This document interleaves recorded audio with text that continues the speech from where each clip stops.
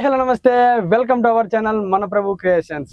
Okay, మరి చెప్పాను కదా, నేనైతే ఒక సామాన్య రైతు. నేనైతే రైతునైతే సామాన్యవంతుడిగా చూడండి. ఎందుకంటే రైతు అంటే అందరూ రైతులే. ఇందులో మళ్ళీ రిచ్ పూరు రైతులనే ఉండరు. రైతు అనేది సమానత్వంగా మన దేశంలో అయితే రైతుని సమానంగా చూడాలనేది నేనైతే కోరుకుంటాను. ఓకే, మళ్ళీ ఒక రైతుతో అయితే నేను ఇంటర్వ్యూ చేస్తానని కూడా మీకు మాట ఇచ్చాను కదా. ఈ రోజు అయితే ఒక రైతుతో మీ ముందుకు వచ్చాను. కొంతమంది రైతులతో అయితే మీ ముందుకు వచ్చాను. ఆ రైతు యొక్క జీవితం ఎలా ఉంటుందో, మరి రైతుని ఇంతవరకు ఏ ఛానల్స్ ఇంటర్వ్యూ చేసామో మనకైతే తెలియదు. మన ఛానల్ అయితే ఇంటర్వ్యూ చేయబోతున్నాము. ఆయన యొక్క లైఫ్ ఎలా ఉంది, జీవితం. ఈ కనగానపల్లిలో, నేను కనగానపల్లిలో ఉన్నాను. ఒక మంచి రైతుని అయితే ఇంటర్వ్యూ చేయబోతున్నాను.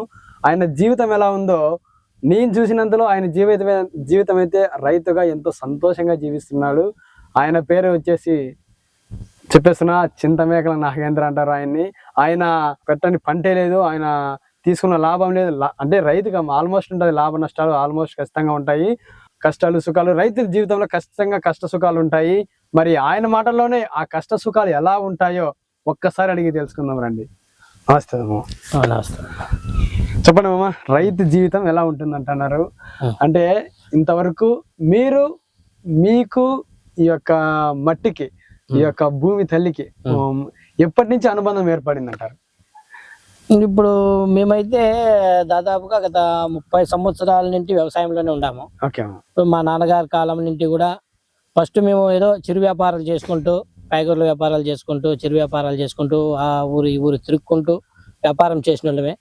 కాకుంటే గత 40 సంవత్సరాల నుండి మా నాన్నగారు చింతమేకల పెద్దనల్లప్ప, ఆయన మాది స్వగ్రామం వచ్చేసి గాండ్లపర్తి నుండి అప్పుడు జరక్క అక్కడ తిండి లేక తినేకి కష్టమయ్యి పూట గడవని కాలంలో ఈ ఒక్క కనగానపల్లి గ్రామానికి రావడం జరిగింది.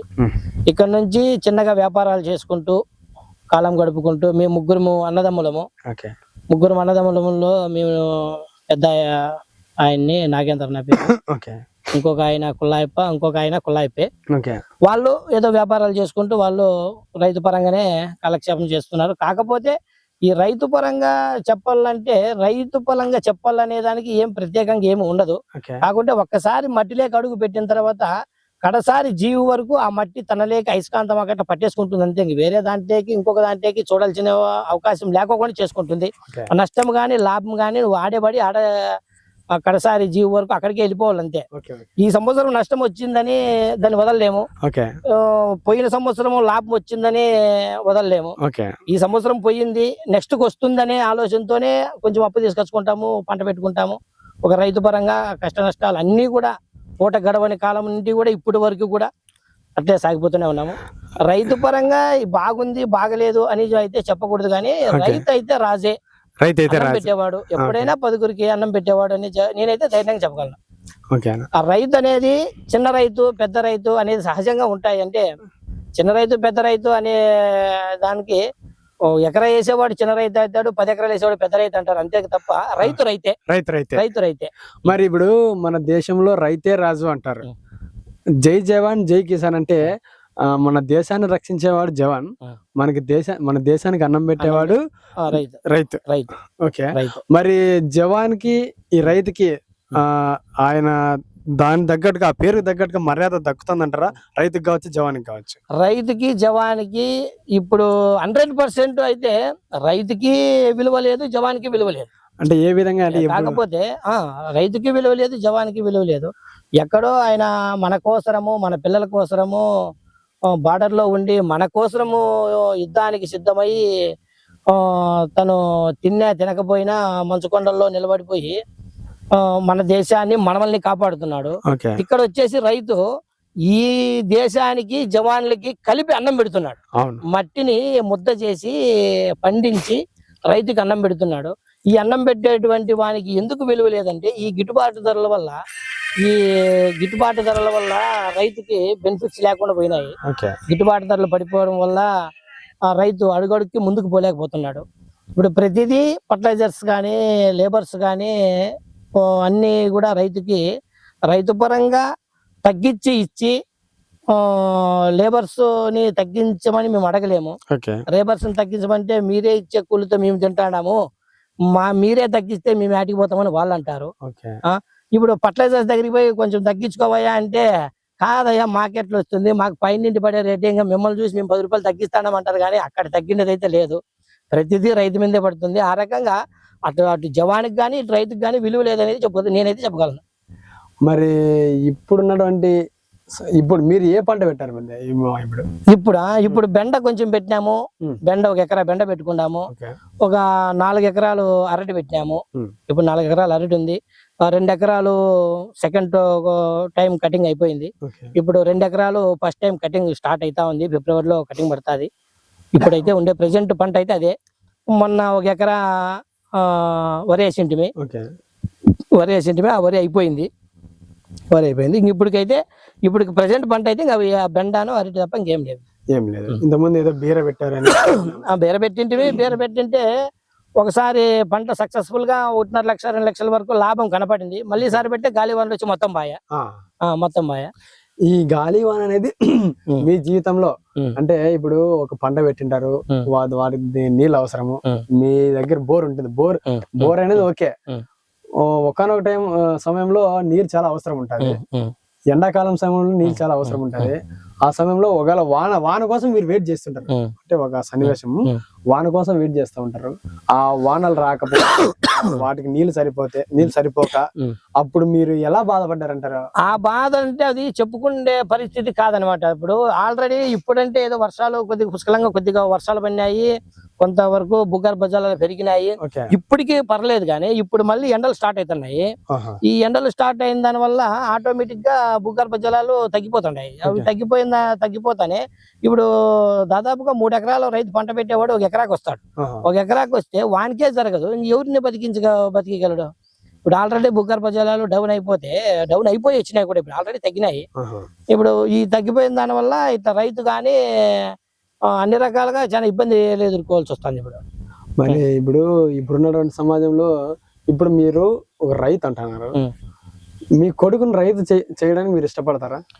ఖచ్చితంగా నేను నా వరకు అయితే నా కొడుకు రైతు కావాలనే కోరుకుంటాను. ఎందుకంటే ఇప్పుడు ఎక్కడో ఉండి ఏదో 10,000 ఉద్యోగం చేస్తానని నా కొడుకు 20,000 ఉద్యోగం చేస్తానని సంతోషపడచ్చు.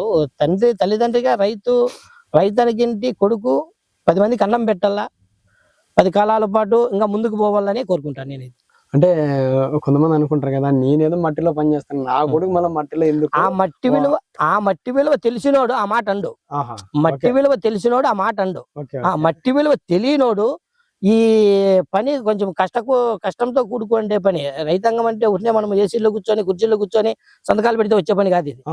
ప్రతి చెమట చుక్క ఆయన భూమమ్మ మీదకి వదిలితేనే మనము పెడుస చేతిలో పట్టుకొని తినగలము ధైర్యంగా. మీరు ఇంత ఎండకి వర్క్ చేసి ఎండకి ఏ పంట అయినా కూడా పండించిన తర్వాత దానికి ధర డిసైడ్ చేసి ఒక ఏసీ కింద కూర్చొనేవాడే అంటారు. అది 100కి 100 రూపాయలు నిజమైన మాట. అది 100కి 100 రూపాయలు నిజమైన మాట. ఎందుకంటే రైతుకి ఆ విలువ లేదు. రైతు పరంగా పండించేంత వరకు ధైర్యంగా నా పంట ఇంత పండింది, ఇంత పండించడానికి చెప్పుకుంటాడు. అంతేగాని ఒక దాన్ని సర్క్యులేషన్ చేసే టైం వస్తానే లేదు వాడు ముందు ఇంత అమ్మినారు ఇదంతే, ఇంకంతకు మించి రేటు పోదు, దానికంటే తక్కువే ఉంటుంది కానీ ఎక్కువ మాత్రం ₹1 పెరిగేది ఏముండదు. డిసైడింగ్ అంతా అక్కడే జరిగిపోతుంది, కానీ ఇక్కడ రైతు చేతిలో ఏముండదు. ఇంకప్పుడు ఎంత కష్టపడినా కూడా డిసైడెడ్ అంతా బయటే ఉంటుంది. కానీ రైతు చేతిలో అయితే నా డిసైడెడ్ ఇది, నా మార్కెటింగ్ ఇది, నీ బుద్ధి తీసుకో లేకపోతే లేదా ధైర్యంగా చెప్పుకునే కెపాసిటీ రైతుకు లేదు. దాని వల్లనే రైతుకు విలువ లేకుండా పోయిందని చెప్పింది. ఇంతకు ముందు మాట చెప్పిన మీకు అర్థమవుతుందా? ఒక జవానుకు గానీ దేశ రక్షణ చేసే ఆయన అక్కడ మంచుకొండల్లో గానీ గుండెలకు తుపాకులు అందించుకొని మన దేశాన్ని ఎట్లయితే తన ఒడ్డును కాసి నిలబడినాడో అటు ఆయన రక్షిస్తున్నాడు, ఇక్కడ రైతు కాపాడుతున్నాడు. ఈ రైతు కాపాడేటటువంటి వానికి ఆ విలువ లేకుండా పోయిందని చెప్పడానికి కారణం ఫస్ట్ మీరు చెప్తే దానికి సమాధానమే ఇది. ఓకే, మొత్తానికి రైతుకు విలువ లేకుండా పోయింది అంటారు. ఒకే మీకు ఒక రైతుగా అడుగుతున్నాము, ఇప్పుడు రైస్ తింటుంటే వీళ్ళు అంటే కొంతమంది అనే మాటలు, ఈ రైస్ తింటే కనుక లేనిపోని వ్యాధులు వస్తున్నాయి, ఎందుకు మేము కూడా ఫారినర్స్ మాదిరి బ్రెడ్ తింటాము అంటున్నారు. వాళ్ళకి నువ్వేం చెప్తాను? కరెక్ట్, మీరు రైస్ తింటే మీకు కాయలు అవి వస్తున్నాయి అని అంటున్నారు. మరి ఈ మట్టి మీద పండిన పంట కాకుండా మీరు ఎక్కడన్నా ఆకాశంలో గానీ గాలిలో గానీ సృష్టించుకునే పంట ఏమన్నా ఉందా? మీరు అవి తిని బతకండి మరి, ఓకే మీరు అవి తిని బతకండి. దీన్ని ఎందుకు తీసుకుంటున్నారు? ఓకే ఈ చెమట చుక్కల్ని కడుపు ఎందుకు నింపుకుంటున్నారు మీరు? అంతే అంటారా? మరి అంతే కదా. అంటే ఇప్పుడు వాళ్ళు ప్రభుత్వాలు కూడా ఆ, మొత్తానికి ప్రభుత్వాలే ఎక్కువ. ఈ రైతు ఇంత కష్టపడినా కూడా మీరు ఇప్పుడు ఏదైనా వరి వేసింటారు, అదేదో వాన వచ్చేసి మొత్తం అంతా నాశనం అయిపోయింది. ప్రభుత్వాలు దానికి సరిపడా కనీసం ఆ రైతుకు పడ్డ కష్టానికే అది పంట చేతికొచ్చే సమయానికి వర్షం వచ్చేసి అది నాశనం అయిపోయింది. ఆ రైతు ఆ బాధలో ఉన్నప్పుడు ప్రభుత్వం కొద్ది సహాయం చేస్తే మేలు అంటారా? ఓదార్పు అనేది ప్రభుత్వ పరంగా ఖచ్చితంగా తీసుకోవాలా. అధికారులు గాని, మన కలెక్టర్ గారు కానీ, ఎంఆర్ఓలు కానీ, మన పంచాయతీకి సంబంధించిన వాళ్ళు కానీ, మన ఎమ్మెల్యేలు సారులు మేడమ్మలు కానీ ఒక రైతు పరంగా రైతుని ముందుకు నడిపించాలంటే వాళ్ళు వెన్నుదన్ను అనేది 100కి 100 కావాలి. అది ఉంటేనే రైతు అనేవాడు ప్రతి అడుగు ముందుకేసేదానికి ఆస్కారం ఉంటుంది. ఇప్పుడు పంట నష్టపరిహారాలు అనేటివి జరుగుతున్నాయి. కాకపోతే వేసిన పంటకి సక్సెస్ఫుల్ గా నష్టపరిహారాలు అనేవి పోయిన పంటలకు రావడం లేదు. ఆ ఒక్కటే ప్రభుత్వ పరంగా రైతులు కానీ, అధికారులు కానీ రైతుకు ముందుకు నడిపించాలంటే ఇటువంటివి పంట నష్ట పరిహారాలు అనేవి 90% రైతుకు అందేటువంటిగా చూడాలని కోరుకుంటున్నాను. అంటే రైతు అంటే ఒక పని అంటారా, అది ఒక జీవితం అంటారా? అదొక జీవితం, అదొక పని కాదు. ఒక పనిగా ఎప్పుడు కూడా రైతు అనే వ్యక్తి ప్రతి చేసేటువంటి దాని మీద పని అని చూడ్డు. తన జీవితం అదే. తన జీవితము 10 మందికి అన్నం పెట్టాలని చూసి చేస్తాడు చేసేటువంటిది. కాబట్టి తన జీవితమే అదే. అది పనిగా చూడడు రైతు అనేటువంటి వాడు తను చేసే పనిని పనిగా చూడడు. తన జీవితమే అది.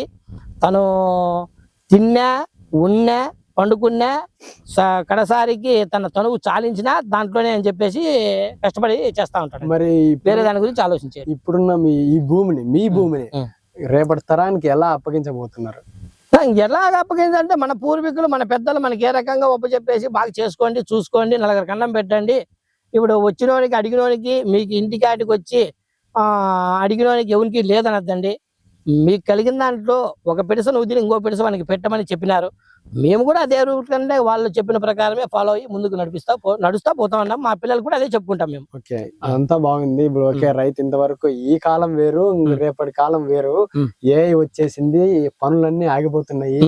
అంటే ఆల్మోస్ట్ ఇంకా రైతు ఈ కూలి పనులు కూడా అన్ని మిషన్లు వచ్చేసినాయి. ఆల్మోస్ట్ మిషన్లు వచ్చేసి ఈ కొంచెం ఉపాధి తగ్గిస్తేస్తుంది పని వాళ్ళకి చివరికని కావచ్చు. రైతులకేమో రైతులకి ఎంత ఉపాధి తగ్గితే, ఎంత కూలి తగ్గితే కనుక అంత మేలు, అంత బెనిఫిట్స్ అయితే. మరి రైతు పరంగా లేబర్ తగ్గాలనే చూస్తాము.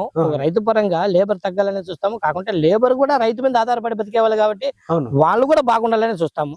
ఇప్పుడు రైతును ఆధారపడి లేబర్ ఉన్నప్పుడు లేబర్ని ఆధారపడి రైతు కూడా ఉండాలి. కాకపోతే కొంతవరకు ఈ మిషన్లు, కల్టివేటర్స్, ఈ కలుపు తీసే యంత్రాలు, దీని వల్ల రైతుకి కొంచెం ఊరట.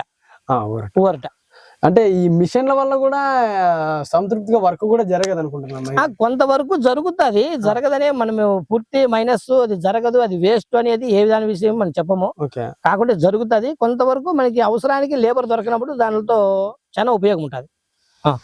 ఒక్క మాటలో చెప్పాలంటే మీ మట్టి మీకు ఇచ్చినది ఏమంటారు, మీరు మీ మట్టికి మీరు ఇచ్చినది ఏమంటారు? మా మట్టి మాకు ఇచ్చినది సంతోషం. మేము మా మట్టికి ఇచ్చినది మా జీవితం.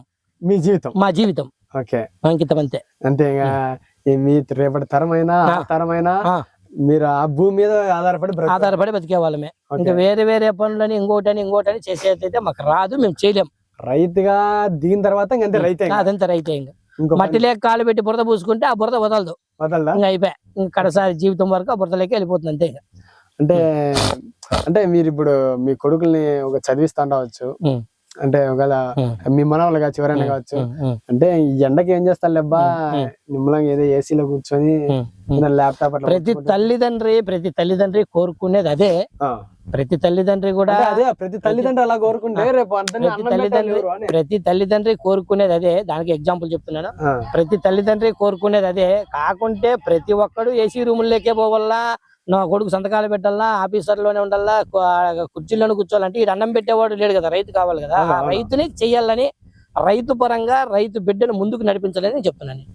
ఓ, అంటే ఇప్పుడు మీరు ఒక ఒక టౌన్కి వెళ్తారు, సిటీకి వెళ్తారు, మీరు ఒక రైతు అంటే ఒక ఎంప్లాయ్, ఒక 20,000 ఉద్యోగి కావచ్చు, ఒక రైతు కావచ్చు, ఉద్యోగికి రెస్పెక్ట్ ఉంటుందంటారా, రైతుకి రెస్పెక్ట్ ఉంటుంది? రైతుకి రెస్పెక్ట్ లేదని ఫస్ట్ లోనే చెప్పినా నేను. అంతే అంటారా? ఒక సోల్జర్ గానీ రైతుకి గానీ రెస్పెక్ట్ అనేది లేదు. ఓకే వాడు రైతు అంటే అంటరాని వానిగా చూస్తారు.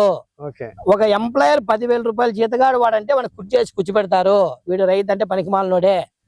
బయట సమాజంలో జరుగుతున్న విషయం ఇది. అంటే అది ఎందుకు జరుగుతుంది అంటారు? అంటే దాని విలువ మట్టి విలువ రైతు విలువ వాళ్ళకి తెలియక అమాయకత్వంగా ఫీల్ అయ్యి వాళ్ళే క్రియేటివ్ చేసుకుంటున్నారు. అంటే వీడు ఒక ఎంప్లాయర్, వీనికి విలువ ఇవ్వాలనేది వాళ్ళు డిసైడ్ అవుతున్నారు. ఒక రైతుకు విలువ ఇవ్వాల. ఒక రైతుకి దేశానికి అన్నం పెట్టేటువంటి వాడు, నలుగురికి ఉపాధి కల్పించేటువంటి వాడు రైతుకు అన్నం పెట్టాలా. అదే ఎంప్లాయర్స్ ని 10 మందిని పెట్టి మెయింటైన్ చేయగలడు రైతు. అదే ఎంప్లాయర్ 10 మంది రైతులు మెయింటైన్ చేయగలడా? చేయలేడు. మరి దాన్ని మన సమాజం గుర్తించాలి. ఫస్ట్ మైనది మన సమాజం ఫస్ట్ అర్థం చేసుకోవాలి. వీడు ఎక్కడింటి వచ్చినాడు, మనం ఎక్కడింటి వచ్చినాము, మన పెద్దలు ఎక్కడింటి వచ్చినాడు. ఈ పొద్దు మనం కుర్చీలో కూర్చున్నాము, మన పెద్దలు ఎట్టింటి వచ్చినారు, మనం ఇప్పుడు పడుతున్న పరిస్థితి ఏమిటి, మనకి ఎక్కడింటి వస్తుందని ఒక్కసారి తనకు తాను మనస్ఫూర్తిగా ఆలోచించేయాలి రైతు గురించి. రైతు అంటే నువ్వేం పెద్ద కుర్చీలు వేసి పూలారం వేసి కూర్చోబెట్టాల్సి. రైతుని నేను చెప్పుకున్నప్పుడు ఒక ధాన్యాలకు కానీ కాకుండా ఫర్టిలైజర్స్ కానీ పోయినప్పుడు తనకి విలువ ఇచ్చి, అన్నా నువ్వు సార్ అనద్దు, నువ్వు ఎంప్లాయర్ని సార్ అను, మమ్మల్ని ఏం సార్ అనదు. సరేనన్నా, రెస్పాన్సిబుల్, మీకేం కాదన్నా చెప్పండి, కొద్దిగా మర్యాద పూర్వకంగా రెస్పాన్స్ ఇస్తే చాలు. అంతకుమించి రైతు కోరుకునేది ఏమి లేదు. మరి మీ జీవితంలో పొద్దున్నే ఎన్ని గంటలకి మీరు మీ యొక్క భూమికి వస్తారు, అంటే మీ పొలానికి వస్తారు? ప్రొద్దున్నే మామూలుగానే తెల్లవారుజాము 4 గంటలకు లేస్తాము.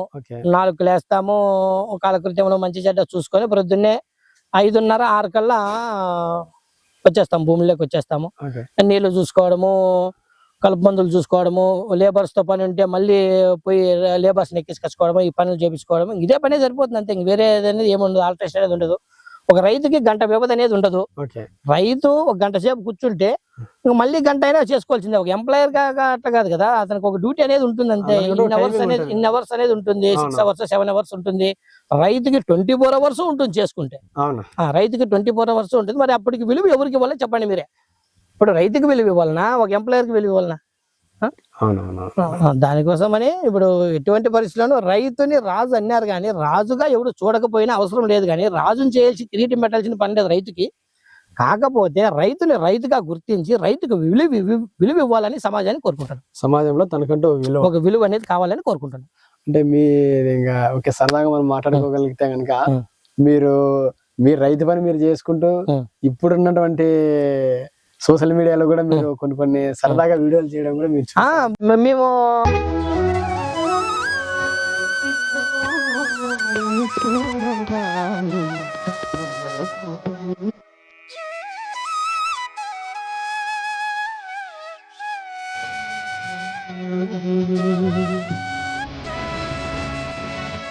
ఇప్పుడు ఒక ఎనర్జీ అనేది మనకి ఉత్పన్నం కావాలంటే ఎప్పుడు నిరంతరము ఒకే దాని మీద కాన్ఫిడెంట్ గా అదే చేయాలి అనేది కాకుండా కొంతవరకు చేసిన తర్వాత కొంతవరకు శరీరానికి ఉల్లాసాన్ని, హ్యాపీనెస్ ని మనము క్రియేట్ చేసుకునే దాన్ని విధానాన్ని బట్టి, మన వర్క్ ను బట్టి మనము ఎంత ఎంజాయ్మెంట్ గా ఎంత హ్యాపీగా ఉంటే మనము ముందుకు మనల్ని చూసి ఇంకా 2 రైతులు ముందుకు వచ్చి ఇట్లా బాగుంటుంది, అన్ని రకాలుగా చేసుకుంటూ కూడా ఇట్లా బాగుండొచ్చు కదా అనే ఆలోచన వస్తుందనే దాంతోనే మేము కొన్ని చిన్న వీడియోలు కానీ చిన్న పాటలకు అట్లా ఉన్న లిప్ రీడింగ్ చేసుకుంటా ఉంటాం. అంతేగాని మేమైతే దాని మీద డిపెండ్ అయితే తెలియదు.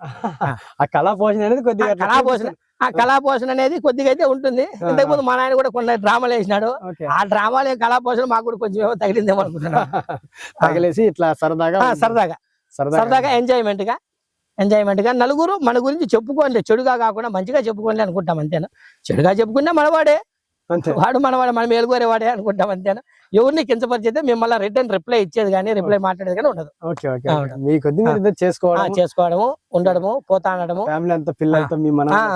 మనవరాళ్ళతో మనవాళ్ళతో మేమంతా కలిసి మలిసి కొన్ని వీడియోలు, పాటలు, మంచి చెడ్డ కూడా బాగా చేసుకుంటా ఉంటాము బాగా. ఇప్పటికైతే ఈ లైఫ్ జీవితము ఈ రైతు జీవితం ఇట్లా సాగిపోతేనే బాగుంటుందని నేనైతే చెప్తాను. ఇప్పటికైతే మీ రైతు జీవితం చాలా ఉల్లాసంగా బాగుంది. ఎటువంటి ఇప్పుడు ఒడిదుడుకులు అయితే సహజంగా జరిగినాయి. కొన్ని సందర్భాల్లో ఒడిదుడుకులు అనేటివి రైతు పరంగా ప్రతి రైతులోను ప్రతి కష్టంలోనూ ఉంటుంది. ప్రతి మనిషికి ఒడిదుడుకులు అనేది సహజం. సహజం. ప్రతి దాన్ని సమర్థించుకొని సరే మనం చేసుకుంటూ పోతే ఆ పక్క స్వామి దయ దేవుని దయ ఏదో అంటాం కదా, అవునవును. ఆ రకంగా పోతా ఉంటే అన్ని జరిగిపోతా ఉంటాయి. కాకపోతే ఆటోమేటిక్ గా మనుషుల్లో ప్రతి మనిషికి చేంజ్ అనేవి కొన్ని వస్తాయి. Okay okay. దాన్ని వచ్చినప్పుడు మనం సద్వినియోగం చేసుకోవాలా.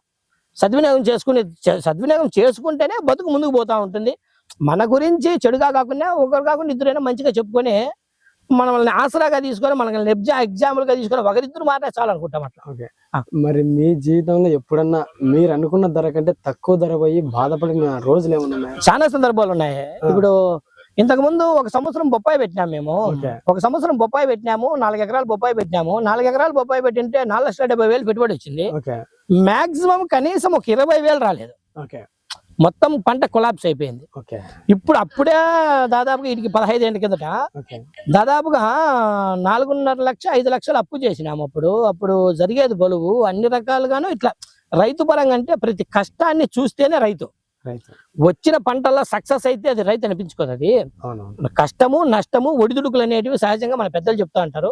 అది ఉంటుంది ఇది ఉంటుంది తప్ప భయపడాల్సిన పని లేదు. అడుగడుగు ముందుకు పోతా అంటే సాగిపోతుందని చెప్తారు. కాబట్టి మనము వాళ్ళ మాట ఆశ్రయం తీసుకుని ముందుకు నడుస్తాను. మరి మీ జీవితంలో ముందుకే ఏ పంట ఇప్పుడు ఇంత ముందు ఇన్ని పంటల్లో పెట్టిన పంటల్లో ఏ పంటలో మీరు అధిక లాభం తీసుకున్నారు? మంచి ఇప్పటి వరకు అయితే మనం వేసిన పంటలు అయితే గత వీటికి 15 సంవత్సరాలుగా అయితే 15 సంవత్సరాల క్రితం అయితే మిరప వేసింటిమే. మిరపలో మంచి దిగుబడులు మంచి లాభాలు ఉన్నాయి. అప్పుడు వైరస్లు తక్కువ, చీడపీడలు తక్కువ. 15-16 సంవత్సరాల క్రితము అప్పుడు బాగానే ఉండే. అప్పటి నుండి దాదాపు 10 సంవత్సరములు ప్రతి పంట మైనస్ లోనే ఉంది. మాకి ప్లస్ అయితే లేదు. ప్రతి పంట 10 సంవత్సరాల నుండి మైనస్ లోనే ఉంది, ప్లస్ అయితే లేదు. ఇప్పుడు గత 3